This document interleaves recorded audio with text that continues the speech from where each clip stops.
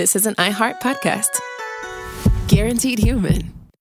With no fees or minimums on checking accounts, it's no wonder the Capital One bank guy is so passionate about banking with Capital One. If he were here, he wouldn't just tell you about no fees or minimums. He'd also talk about how most Capital One cafes are open 7 days a week to assist with your banking needs. Yep, even on weekends. It's pretty much all he talks about, in a good way. What's in your wallet? Terms apply. See CapitalOne.com/bank. Capital One, N.A., member FDIC. If you're feeling exhausted, puffy, anxious, foggy, gaining weight, or just not like yourself, you're not imagining it. Women in their 30s, 40s, and 50s are experiencing massive hormonal shifts, and no one is explaining what's actually happening. I'm Katie Whalen, co-founder of Joy.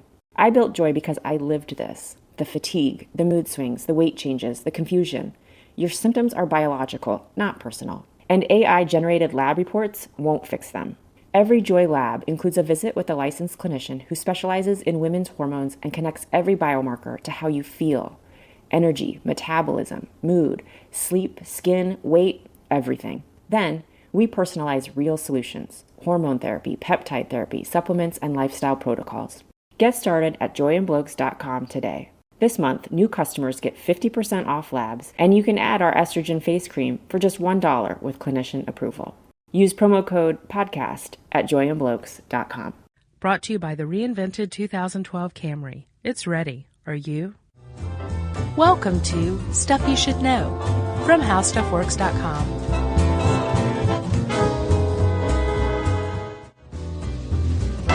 Hey, and welcome to the podcast. I'm Josh Clark. With me, as always, is Charles W. Bryant. Hi, Chuck. I'm here, Josh. Oh, wait. This isn't the Halloween episode, is it? No, that already came out. That was good, though. I appreciate that. Yeah, that was really good. Well, truthfully, it's almost Halloween, so I'm just in the spirit. Are you? Yeah. In the spirit? Yes. Dude, I have been punning lately, left and right, and it makes me sick. You haven't been punkin', though, have you? Good one, Chuck. That reminds me that we've been talking about this punkin' chunkin' thing pretty hard. Let's do it again. Yeah, time. Let's say it again. For the third time. So the mothership of Discovery Channel has asked us to mention a show that's coming out, actually a pair of specials that's coming out on Thanksgiving night on the Science Channel. Yep, 8 p.m. You got there's two shows, like you said, The Road to Punkin' Chuckin' and Punkin' Chuckin'. Punkin' Chuckin' itself. Yep. And again, that begins at 8 p.m. Eastern Time, because I believe it takes place in a town in the East. Yes. Which is appropriate enough. Somewhere in Delaware. On the Science Channel, yeah. So Chuck. Yes, Josh. You want a podcast? Yeah, let's do it for real. Okay. So, Chuck, have you ever seen Minority Report? I have. Sure. Steven Spielberg and the Did Cruise. he direct it? Yeah. Yeah. I knew Tom Cruise was in it. I didn't know Spielberg directed it. Yeah, I thought it was okay. Kind of lost me in the third act. Did it? Yeah, big time. Well, it was based on a Philip K. Dick, I think, novel. Short story. Not short story, was it? Yeah, it was called The Minority Report. Ooh, yeah, that's Hollywood for you. They're always changing things. Yeah, but okay, so you know that it's about I guess a crime section, anti-crime section, law enforcement, some people call it. Sure. That arrests people based on information given to them by this group of people who have precognition. Yes, and that would be the Office of Pre-Crime. Right, Which appropriately is who the Cruise was a pre-crime officer. Right. We have a real dearth of people with genuine precognition. It's kind of tough to find three that you can really reliably count on who can send you images from their brain of crimes that are about to happen. Yeah, they had it bad off in that movie too. They really did. They were pretty much tormented. We are, however, it seems like, working on a database that will be able to predict crime. And if so, humanity is screwed. Personal rights, is that what you're getting at? Yeah, there's a lot of problems with this. We'll get to this later. But yeah, so there's a database there's several databases already around, right? There's all kinds of databases. There are. When I was a kid, my dad took me to get my fingers printed. Really? Just in case I was abducted, and I wouldn't talk to him on the way home. I was all like, "You ratted me out, Dad." I thought you were going to say, just in case you got arrested, your dad would just forward that and say, "Here you go." No, I have a mugshot ready for him. No, like it was put into this database. Really? So yeah, ostensibly, so if I ever was kidnapped and was my brain was washed and I lost my identity, they'd be able to fingerprint me if I ever wandered up onto the street. Right. And they'd be like, oh, it's Josh Clark. The chances of that are slim to none. Yeah. The chances of me committing a crime, we're talking like near 100%. See, I was a kid during the Atlanta child murders, the famous murders. Wayne Williams, remember that? Yeah, oh yeah. So my mom was like, go play down by the creek. Don't worry about fingerprinting. Just Your go mom play. didn't love you? Yeah, go get the mail down by the street. Get the neighbor's mail. Right. Get all the neighbor's mail. Jeez. Like, you know where your children are? My mom never knew where I was. Wow. Yeah. Well, I survived, though. Well, yes, clearly you did. But so fingerprinting is just one database, right? Yeah, that's one. There's another one that's a little more advanced, a little more sophisticated, that is called the National Crime Information Center, right? Yes. You ever watch the movie or the show The First 48?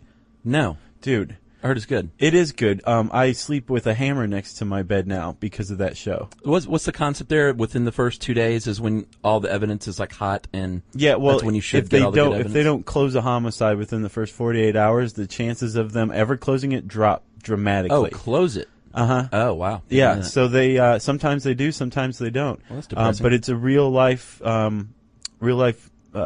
show. And it follows like real life cops, on the beat, like after a homicide, and like the stuff that people do to each other is just chilling. Yeah. And my favorite is this bald guy who works in Memphis. He's awesome. Squibby? It's not Squibby. Okay. He would bust Squibby though. I can tell you that. Probably so. But they often access on this show the National Crime Information Center. So it's got like all this information on people who have committed crimes, but it's more than just their fingerprints. It could be like their street name. They're always using it to look up like somebody's street name. Sure. It also has people who are members or suspected members of like gangs, Right. terrorist organizations, Child molesters. Yeah. What else? Parolees. Yumi has this iPhone app that's disturbing. It's locate a sex offender. Yeah, I've seen the website. They have an iPhone app for it now, and like sure enough, there's a lot of sex offenders around our place. Yeah. And the weird thing is they aggregate. Like you'll look at several of them, and they'll all have the same address except like number 6 or number 13 or whatever. So it's clearly an apartment building that's been designated like a sex offender can live here because it's not by a school or anything like that. Yeah, remember that article I sent you recently about they told the ones in Georgia to camp out? Uh-huh. That they quickly, once it hit the news, they were They're like, okay, actually, you can come back inside now. Yeah, we'll find a place for you. Yeah. Yeah. So, okay, so we've got those two databases. There's another one, and here's where we start to reach the crux of this podcast finally, after like 70 minutes. The one in England? And here. Oh, well, you're talking about the National DNA Database? Yeah.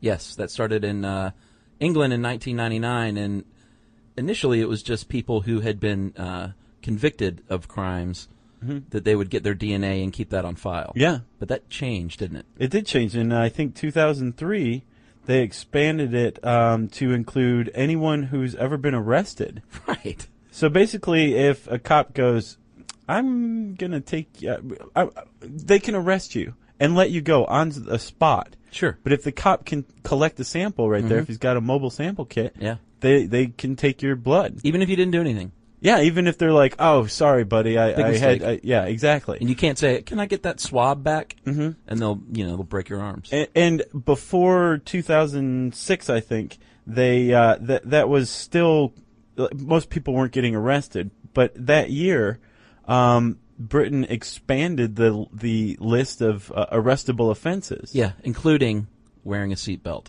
Or more to the point, not wearing a seatbelt. Well, yeah, you're under arrest for wearing a seatbelt. Exactly. Spit into this petri dish. Right. So, I mean, that's, and I imagine that's how they do it, too, right? As a swab? I don't know about the mobile kits. Probably. I can imagine somebody going like, you're not pricking me. Right. Yeah, so, but yeah, so now in England, if you jaywalk or if you are not wearing a seatbelt, they can collect a sample of your DNA that they intend to keep on file indefinitely. Yes. And 4 million strong. Yeah, which makes it the second largest database in the world, DNA database in the world. Second to ours, I would imagine. Of course. That was in 2007, by the way, the 4 million entries. That same year in the U.S., we have a National DNA Index System, NDIS, that's maintained by the FBI. and we had 4.5 million profiles that year. I looked, and all I could find were estimates, like FBI funding estimates. Right. So these numbers are probably high. But for 2009, they estimated that this thing would have 14 million samples. Now, ours isn't just if you're arrested, right? Isn't it if you're a felon? Or does it differs from state to state? That's how it started out. Okay. And then in 2004, California, always on the leading edge of whatever's going on. Yeah, no kidding. They passed Prop 69. Controversial. It's to say the least. Yeah. Basically, what it says is that law enforcement can take your DNA. Right. If you've been arrested for a felony and some misdemeanors. Right. And it's just arrested. Yeah. And illegal immigrants, which they kind of just tossed in there, I'm sure. I'm sure. And they're children like, let's see, how can we unfairly target illegal immigrants? Oh, yeah, we'll just take their DNA for no reason. Well, there's kids in there, too. Yeah, one that's here the and other in thing. England. That's causing a huge stir is kids when they're arrested, they can have their DNA taken. Sure. So you can imagine that just having your DNA taken, just having a swab stuck in your mouth by a police officer, right, it is enough to really raise the ire of some people. Yeah, obviously a lot of human rights advocates have problems with this, which we'll get into in a second, unless we're getting into that now. We can if you want. I mean, yeah. Well, the first thing that kind of got, besides the implementation of the program in England, was last year in 2008, when it was revealed that 500,000 names in the database are just flat out wrong. That caused a big stir. Yeah, either just incorrect or misspelled. It might have been typo, but some of them are just wrong. Yeah, that's clearly. I mean, just having DNA samples of 4 million people in England, and then saying, "Oh, and by the way, 500,000 of them are wrong. We don't know whose they are. Or we think they're yours, but they're not." Yeah, that's trouble. A problem. But I mean, is there really a problem with just maintaining a database of DNA? What are they doing with it? Well, it depends, because DNA, it's not like a fingerprint. There's a lot of information contained in your DNA that's not just identify the person. Right. Your genetic code, your family history. There's a program called DNA Witness made by a company called DNA Print Genomics, and it can locate ancestry markers and basically say, "Oh, you found some DNA. Well, we can narrow it down to this person is probably being Hispanic." Well, yeah, it's all to deal with racial breakdown. Right. So I mean, there's racial profiling is about as hot button an issue as anything else. Sure. You know, because the problem is as it stands now, racial profiling is based on past statistics. Right. If you include DNA into the mix, does it become more finely honed or even more egregious? Right, or does it open itself up? Who knows? Here's the problem with DNA profiling, Chuck. We have not, in this country or the UK, from what I can imagine, had any real discussion about doing it. Right. So we've never really come together and said, okay, do we want a crime-free society or as close to a crime-free society as we can get? If so, then yes, everybody needs to turn in a DNA sample. If we've all agreed that that's what we want. If we decide that we would rather live with crime and combating crime under the techniques that we have now to maintain our privacy, then DNA sampling has to stop. DNA profiling has to stop. Right. And the problem is we've never had that conversation either way, right? Well, the public certainly hasn't had any say. So, but it's been continuing along. And then when you talk about the 500,000 names wrong, it's like, well, you're doing this without our consent or even asking us, and you're not even doing it right. Right. The thing is, though, I don't even know, even if they hone this down, can you really prevent crime? I mean, even cops will tell you there's no such thing as preventing crime. Cops go after criminals after they've committed a crime, but unless it's just dumb luck, how many times has a cop come upon a crime before it happens and stopped it? Well, there are two different groups, one in the UK and one in America, which apparently are the two leading countries in DNA profiling for crime prevention. That say no, we do need to do that, and we're trying to. Is that the Homicide Prevention Unit in London? Yeah. Is that the one you're Think talking about the name of that. Right. Homicide Prevention Unit, and they're doing it by forecasting crime. Yeah. Well, psychological profiling too, which they've done for a while, and that's a little less hinky and invasive than obviously DNA profiling. Right, but what about when you combine the two? Why would you combine DNA with a psychological profile? To catch the bad guys? I guess to an extent, but at the same time, what we're talking about is looking at DNA to find out if we can find a genetic defect in somebody that would suggest that maybe they have a short temper, or that they're sociopathic, or whatever. If you combine that with a psychological profile. But where does that profile come from? Maybe records from mental health workers, or maybe your insurance records, or your doctor or dental records. I mean, they're not doing that now, but who knows what could happen. That's the point. If this database gets big enough, or I should say if it gets accurate enough, then people will probably start getting leaned on to provide information to be contributed to this database for use by law enforcement. Yeah, it's kind of scary. Once you have enough information and you are confident enough that you can prevent a crime, or if you can say this person is probably going to kill somebody one day. But what do they do, though? That's what I want to know. Do they just start? It's obviously not going to happen like Minority Report. In that film and the story, Tom Cruise knocks on your door and says you're under arrest for the future murder of your wife. They're clearly not talking about that, because that's impossible in the stuff of science fiction. But they just monitor someone or tail someone? Yeah. So basically, potentially dangerous people will just be under surveillance at all times. I guess so, but what if you've never committed a crime in your entire life and don't intend to, but you've got the cops breathing down your neck every night? Anywhere you go, there's a cop following you. You go on a date, there's a cop following you. You take your mother out for dinner, there's a cop following you. I mean, if you've never committed a crime in your life, how fair is that? Well, right, and plus if someone's tailing you, and I don't know, I could see a scenario where some renegade cop trumps up a traffic violation and pulls you over and shakes you down, and it's not like police. I mean, trust me, I'm not ragging on the police who do a great job, but there are cases where people are framed and weapons are planted, and if some guy they think is a really bad person waiting to happen, what's to stop a cop from trailing him and doing just that? So not only that, but what happens if somebody gets access to this? If this information in the database is disseminated and hacked, and then you've got somebody who's like, well, you know what? I'm going to take it upon myself to rid society of these people who may commit a crime. Most, I can't say most, but there's a lot of serial killers out there who once caught said that they were doing a service to society. Dexter, you ever seen that?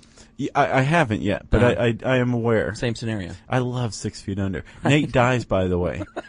The killer, John Wayne Gacy, expected that he was going to get a rap on the knuckles because what he'd done is just rid society of some bad kids. Yeah, well, that's what he said. Bernie Getz, I remember in the, I guess it was the 80s or was it 70s? The New York subway? Yeah, he went all Charlie Bronson on everyone, and he was the subway vigilante. He definitely was. But he's a serial killer is what he is. I thought he just killed some guys once. Did he kill more than one time? Yeah, I think so. Wow. I might be wrong. We'll hear from it. But okay, so yes, there's a possibility of vigilantism. There's a possibility of police harassment. Right. There's also another possibility called self-fulfilling prophecy. Sure. Remember we talked about kids getting their DNA taken, minors getting their DNA taken if they're ever arrested for anything. And there's also a push, I guess, to round this database out as much as possible for any kid who has a behavioral problem or maybe gets in trouble at school, for the school to provide information about that kid so that they can say, we're going to keep an eye on you for the rest of your life because you're starting to fit this profile of somebody who might kill somebody later. Or maybe he just has ADD. Or maybe the teacher doesn't like him. Who knows? Exactly. The problem is if you know that if you're 6 and somebody's like, you might kill somebody someday, what is it like to grow up for the next 30 years or so thinking that people assume that you're going to kill somebody one day? Well, do they tell you, though? I don't know. There's got to be something. It might not be that explicit. But well, if children, parents are probably notified at the very least. Right, and if the parents say, oh, you're a bad kid, that's why they're watching you, well, why wouldn't the kid go be a bad kid? Right. There's a lot of concerns here, right? Indeed. In the U.S., we talked about the homicide prevention unit in the U.K. By the way, the senior criminal psychologist Laura Richards has said that her vision is to know who the top 100 people most potentially violent people in London are at any given time. You know, Squibby's on that list. Sure. And, when they keep, most wanted lists, Yeah. gangs especially love getting at the top. And I should probably take the opportunity right here to save our lives. It's MS-13, I understand, not MS-12, right? Yeah, we've referred to a gang as MS-12 in the Witness Protection Show, and it is MS-13, and we got that wrong. Agreed. Over here in the U.S., there's a guy named Richard Burke, who's the University of Pennsylvania sociologist and statistician. Yeah, I don't mind this one as much. No, it's much more innocuous. Yeah, well, it's not invasive because they're not actually taking your DNA or fingerprints. He was at University of Pennsylvania. He's a criminology professor, and he has actually developed an algorithm using 30 different variables from, when a kid was young and as they grow up, if they have offenses or if they were abused, and he determines a lethality score, which, I don't know, it's a little more, I can accept this in a way. I can too, but at the same time I was a little, I'm still put off by the idea of forecasting crime in an effort to prevent it from ever happening. Yeah. But I did go on and check out some of this guy's stuff, and he has another thing called crime regimes. Oh, really? Where he's taking into account, see that lethality score is all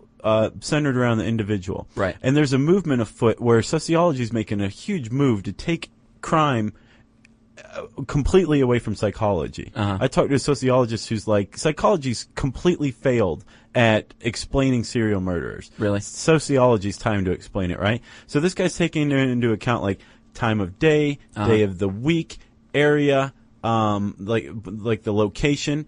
Is the drug trade there stable? If so, then there's probably going to be less crime because there's not going to be turf wars, things like that. And even larger stuff needs to be taken into account too, like the economic situation. That always creates more crime. But for a group or an area and not an individual, is that what you mean? I imagine that this guy will probably eventually try to put both together. Right. So if you've got a lethality score, a guy with a lethality score, and he's living in a high-risk area, Gotcha, sure. then all of a sudden the cops might want to go, we should really keep an eye on that guy. Right. So it makes it a little more honed. The problem is this will probably be eventually compiled with the NDIS here in the States. Yeah, if it turned out to be a pretty good algorithm and it was pretty accurate, I'm sure the government would get their mitts on it soon enough. So, yeah, and it's not like we were talking about mental health workers being leaned on to give up information. Right, or doctors disclosing their med records. Insurance companies. And census information. Did not know this. I didn't either, which is funny because we're about to talk about population in about 5 minutes. Yeah, apparently the census records, the public doesn't have access to those for 72 years after it's taken? I guess some aspects of it, because I've definitely accessed census statistics that are a lot less than 72 years old. Right, I think you can access the numbers, but I think all of the information is Oh, gotcha, available. yeah. But the FBI routinely gets that information if they want it. The Japanese Americans were identified using census statistics or census information. Yeah, for the internment during camps. World War II for the internment camps. Right. Yeah, and that was, I guess, kind of against the grain. Maybe usually we don't usually do that. I understand. Hinky? I think we do it down in Texas these days with Hispanics. They really? try to make it across the border. Interesting. So rights violations all over the place, then, right? Yes, but apparently it's having an effect on crime.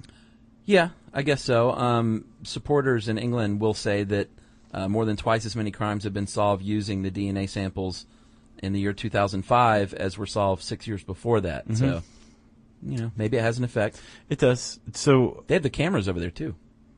Oh yeah, did you see those thugs in Wales? They got beat up by that was the greatest the cross-dressing cage fighters. Yeah. Oh, it's so great. That was the best thing I've ever seen. Yeah, if you haven't seen it, I guess type in cross-dressing cage fighters, thugs, Wales, and it should bring up the video. Yeah, these English thugs were just drunk and walking down the street, really just causing trouble, and they were picking on this cross-dresser. And it turned out that it was a MMA cage fighter, and the dude just killed him. Wasted him. It was great. It's inspiring. Yeah, it was and cool. I'll prevent the reader mail right now. Chuck meant Welsh, and he knows it. Yes, Wales. Yeah. So I guess everybody in the future look for a crime database that includes psychological profile, includes DNA, hopefully your correct name, or unless you're a criminal, then not your real name. Retinal scans, facial scans, medical history, pretty much anything. I got one more thing. Okay. I saw the United States has a project that was originally called Project Hostile Intent.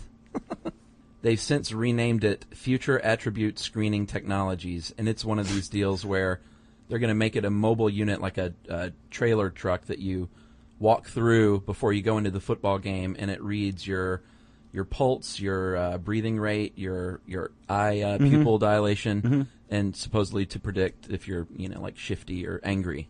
Think about that. I heard they're using Wii Fit. Oh, really? Boards now to make people stand, or they're talking about it. They're going to make people stand on because they think that terrorists are literally shiftier than other people. So, like, they would be shifting their weight more because they know something's about to go down. Things like that don't take into account fear of flying. Well, there's a lot of problems with stuff like that. Just what kind of mood you're in that day. If you and your wife just had a fight on the way to the airport, because Emily and I have a long-standing tradition of fighting before any plane flight. Oh, yeah? Oh, yeah. It's a good thing.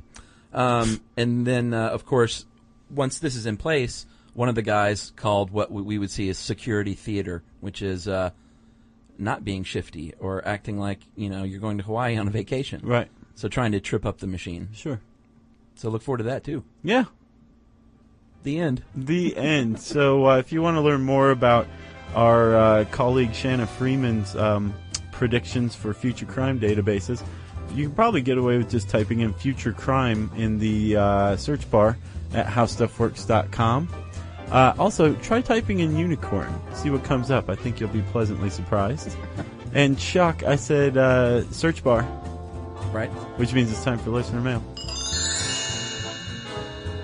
Josh, I'm going to call this, I had no idea that we had a official listening club.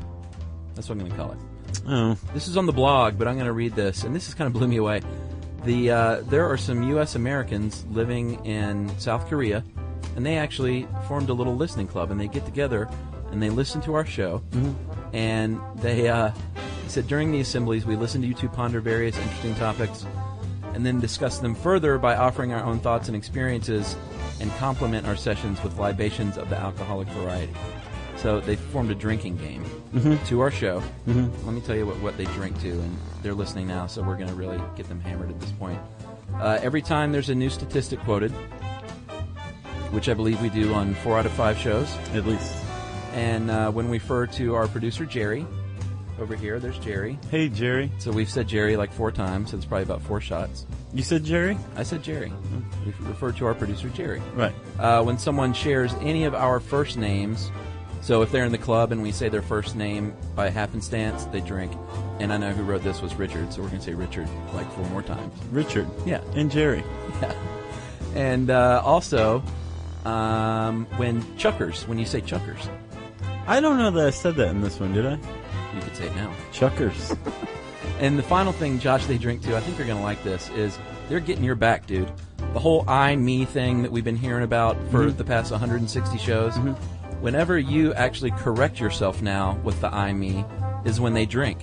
So he writes and says, they drink soju, by the way, which is a rice wine. They say on soju, Josh, they say, sipped casually, the rice wine is not without its merits. But done our way, it all but guarantees a regrettable late-night phone call to a coworker or former lover, tearful platitudes of mutual admiration, or some form of public nudity later in the evening. So Josh, sir, I beseech you, stop hyper-correcting. Let it fly. Pleadingly, Richard, tired of being hungover in Korea. Richard. Well, thanks, Richard, for sending that in. Chuckers liked it. Jerry liked it. Richard clearly liked it, or else he wouldn't have said it. And I and me and oh, sorry, I shouldn't say that. I should correct myself. Well, if you want to send Chuck and Chuck and me an email, or Chuckers an email, and Jerry and me, you can send that to stuffpodcast@howstuffworks.com.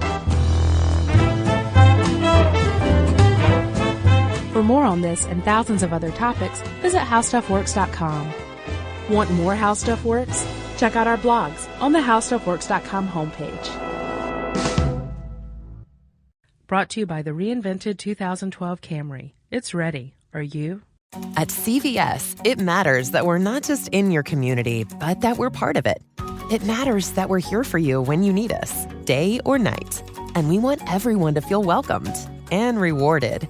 It matters that CVS is here to fill your prescriptions and here to fill your craving for a tasty and, healthy snack.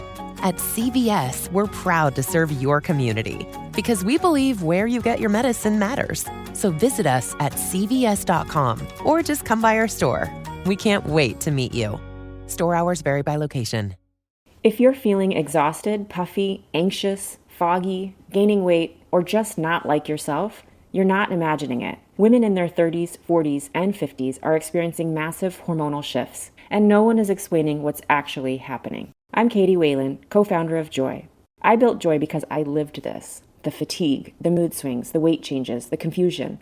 Your symptoms are biological, not personal. And AI-generated lab reports won't fix them. Every Joy lab includes a visit with a licensed clinician who specializes in women's hormones and connects every biomarker to how you feel. Energy, metabolism, mood, sleep, skin, weight, everything. Then, we personalize real solutions: hormone therapy, peptide therapy, supplements, and lifestyle protocols. Get started at joyandblokes.com today. This month, new customers get 50% off labs, and you can add our estrogen face cream for just $1 with clinician approval. Use promo code PODCAST at joyandblokes.com. This is an iHeart podcast. Guaranteed Human.